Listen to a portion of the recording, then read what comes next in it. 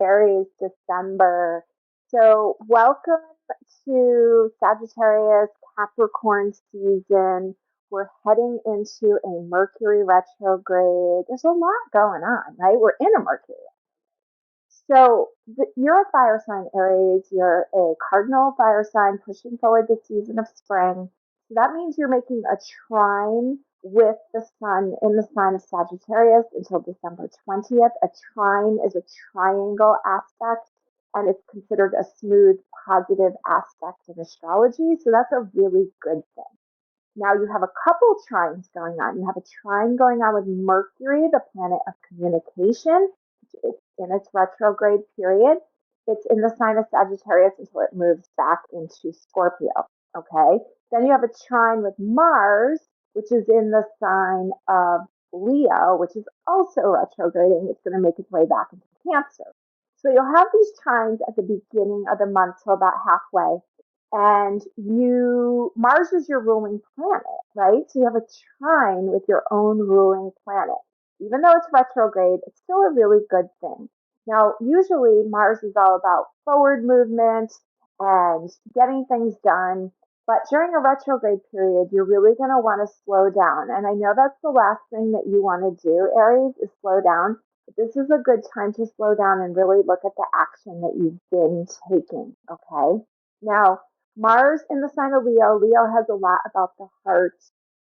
And Leo, when you're out of balance, when a Leo's out of balance, they can appear very selfish.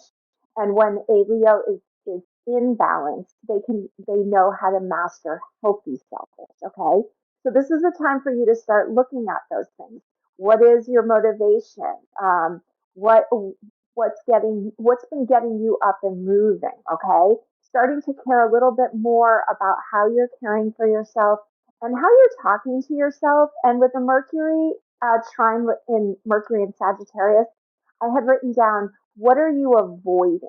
Okay, so maybe there's some things that you have been avoiding. Maybe it's time to take a look at that.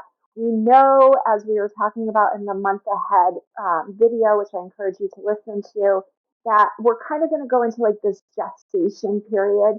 And I know, Aries, like you don't like to slow down, but this is the time to really, you're building something here. There's going to be a lot of movement in the spring, especially because some of these big planets like Neptune and Saturn are going to be moving into your sign, Aries, in the spring. Now they're going to retrograde out back and forth a few times, but there's going to be a big shift and you're going to feel it because it's going to go into your sign. So you're going to have Neptune, the great healer. Neptune, the planet of illusion and delusion, is going to move into your sign later next year. And Saturn, the planet of restriction, hardship, but also long term success related to your career, is going to move into your sign also. So, a lot going on. So, this is why you need to take this period and allow it to show you what is and isn't working, what's been motivated out of self selfishness, and how it can be reframed into healthy selfish. Okay. Now, what else? Early degrees Aries people. The early, like the March Aries people, you're going to have a conjunction with Neptune in the late degrees of Pisces. Okay. So things may be a little bit cloudier for you because Neptune fogs everything. All right. But there's a great opportunity for healing and for ending some patterns of behavior. Okay. Neptune rules anything that takes you away from society. So it has themes of drugs and alcohol, any of those kind of things. Okay, so or where we numb out or where we step away. So that is going to be coming up for you to see and to feel, but also things, it may cause fogginess. So just take the rest and take the downtime because things are going to get really busy for you in the spring of 2025. Okay, so I did a little pre-reading for you, and these are the cards that came up. The Seven of Inspiration, which I do believe came up in the month ahead reading also. And, I often relate this card to the Truman Show, the movie, where he realizes the backdrop is all fake, that his life is fake, that he's on a film, right? So there's kind of this pushing away there's visibility, being able to see and feeling inspired. Okay, so this gestation period for you can really start to illuminate and give you clarity, especially as Mercury moves back into the sign of Scorpio. There's going to be a lot of deepness and you're going to be able to have a lot of revelations. Okay. Now, your second card is this Ten of Candles, which is the Ten of Wands in this Yuletide Tarot, this new deck that I'm working with. And this is just a card of overstimulation. There's a lot of fire energy. We know we have a lot of planets in fire signs right now. Looks like she's looking at the bills from Christmas and it's stressing her out, okay? And we know that the month ahead reading, we had a lot of talk about keeping this Christmas simple. Now, your third card in your pre-reading is another 10. It's the 10 of good cheer. And the 10 of good cheer, 10 of, I guess this would be, what's good cheer? Cups, 10 of cups. This is the happy family card.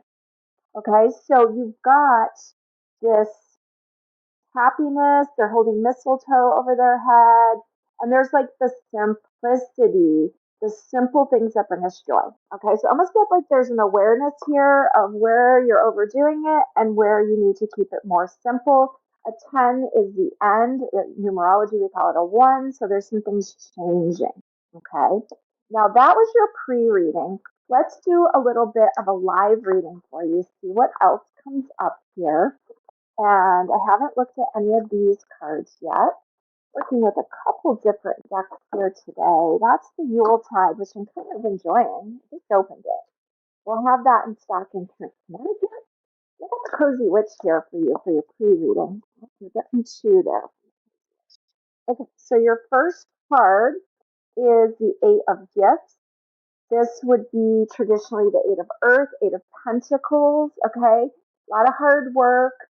All the gifts are getting wrapped. Everything's in order. 8 is the number of 2024. 2024 equals 8, okay? So we see you kind of on it. You've got this down. You know how to do this, and you're getting it done. Our second card is the Child card, and this is the Fool card in this tarot deck. And I love this because that child still believes in magic, still believes in Santa, believes in all the possibilities. This is a card of a new journey, okay? New excitement, new joy. And this feels really magical.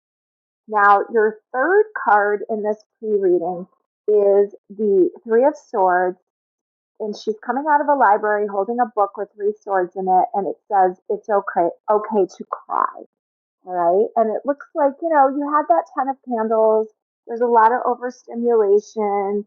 There's a lot of people pleasing in general that happens over the holiday, trying to get everything just right.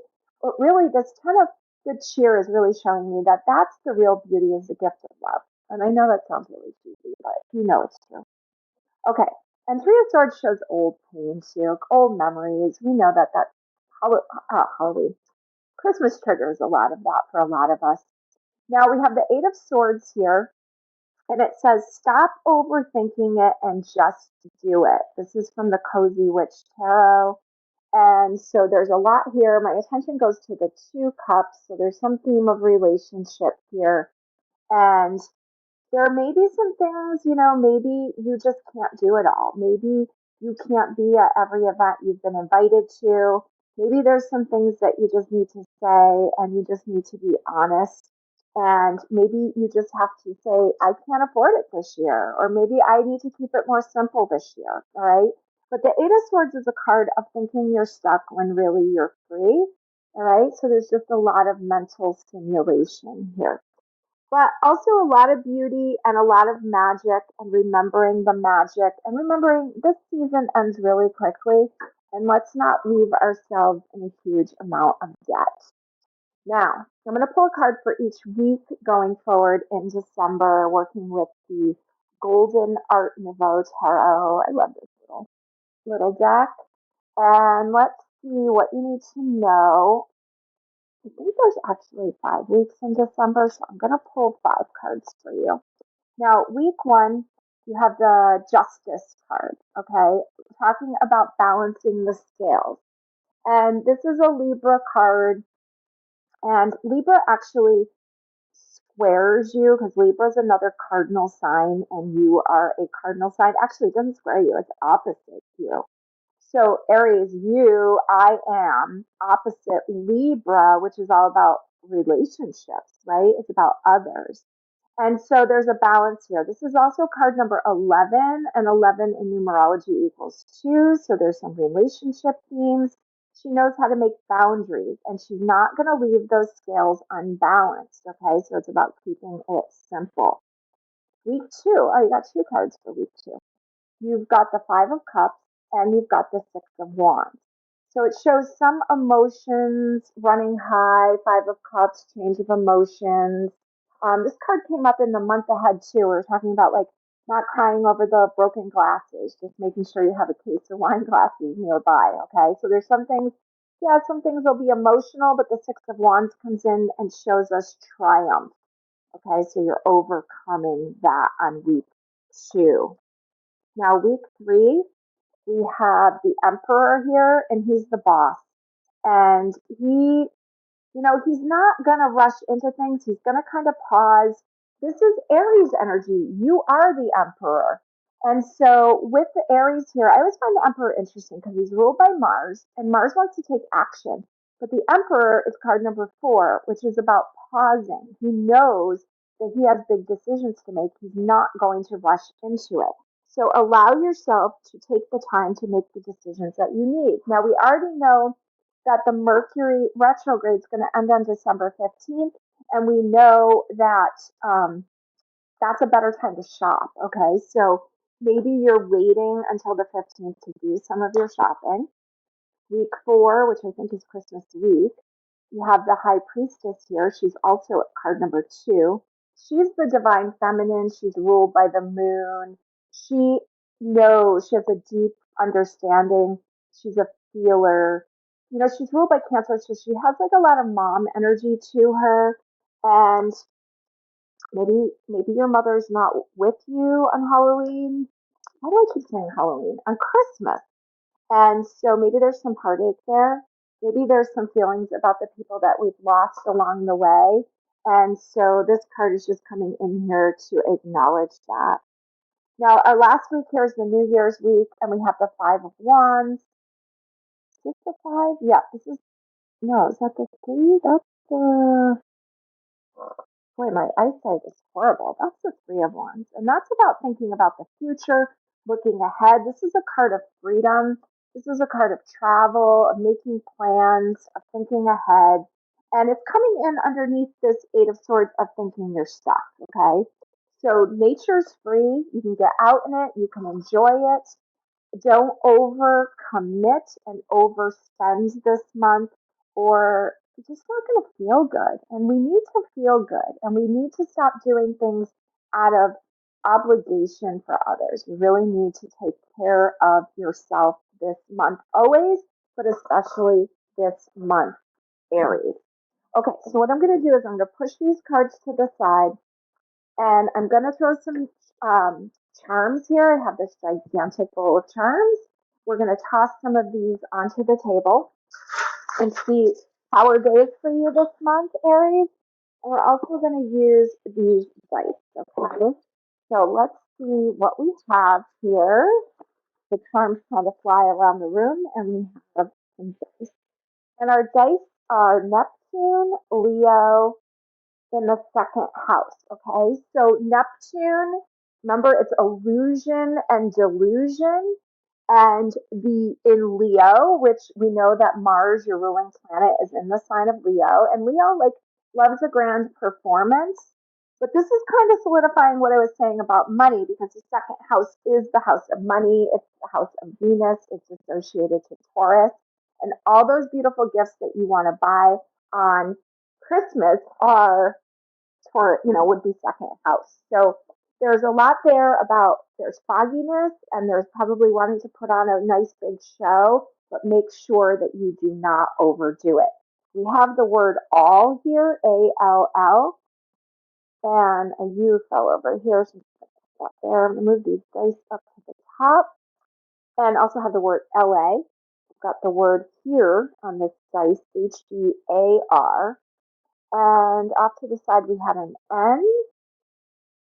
So let's see. I have the word null. All right. On the second, I have a little turtle. On the 9th, I have a T. And it looks like the 12th, we have a horse. And on the 14th, we have a guitar. Okay, so maybe there's a chance to get out and hear some music on December 14th. As Mercury retrograde ends on the 15th, you have the word here, HEAR. On the 17th, you have this little 10-pound weight, and you have a little fairy there. So the most energy so far is shown up on the 17th and the 18th of December with this tree. And this says, patron of mothers, help me. Patrons of mothers, help me. Okay, there's some symbol for the church on the back. I can't quite see it. But we were saying stuff about mothers, right? Like maybe your mother isn't with you these holidays. Maybe she's on the other side. But there's help here from the mothers, okay? And asking for help here on the 18th, 17th, 18th. The letter L here kind of fell between the 19th and 26th. But the next day with the most energy is the 23rd of December. And you've got this symbol for mushroom, and you also have this door unlock button. Okay, so something's opening. There's some magical energy there with this mushroom. All right, now you've got the letter A on the 31st and L onto the 1st of December, and this U that I placed down there on the 2nd. All right, so there's where the energy is for you this month. Now let me use these dice to give you some dates that power days for you this month, okay? During this month of December. So the first thing that we rolled was Neptune, and Neptune rules the sign Pisces. And we have the moon moving into the sign of Pisces on Saturday, December 7th from, let's see, 4:49 a.m. We have a whole Pisces weekend that weekend. So the 8th, you have the letter N, and then the moon stays in Pisces till 8:38 a.m. on the 9th, where you had the key. Okay. Now you also rolled Leo and Taurus, and we know that the moon moves into the sign of Taurus at 10:55 a.m. on the 11th, goes through the 12th and into the 13th till 12:22 p.m.